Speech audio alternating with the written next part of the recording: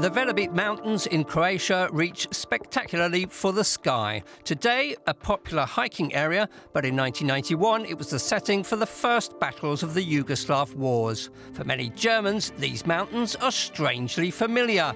That's because the famous Winnetou German westerns were shot here in the 1960s. The mountain range was a stand-in for the American prairie. When Clemens Meyer first heard the story while travelling in Croatia, he immediately saw its potential. Germans in Yugoslavia, Karl May, the international production and the disintegrating dream of Yugoslavia. That's great cinema. That's great literature. I had to do it.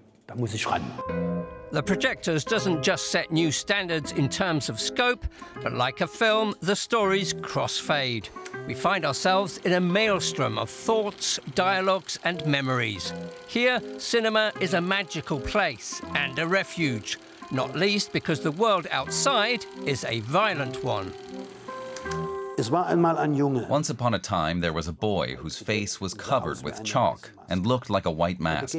He met other people with white masks, their faces under chalk and dust. 1941. The boy, after losing his family during the German invasion of Belgrade, joins a group of partisans in the Welle Mountains.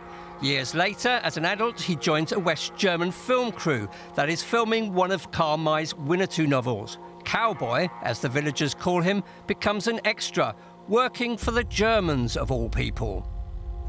Cut to Leipzig in the 1980s, where there's a young neo-Nazi who in a few years will join mercenaries fighting alongside Croatian fascists in the Balkans.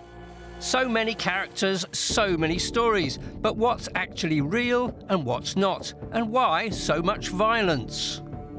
Violence is, of course, a permanent feature of human history. But for me, The Projektors is also about love, or about hope, or about being driven along through time. The Projektors is a mountain of a novel that reflects the turbulent history of Europe.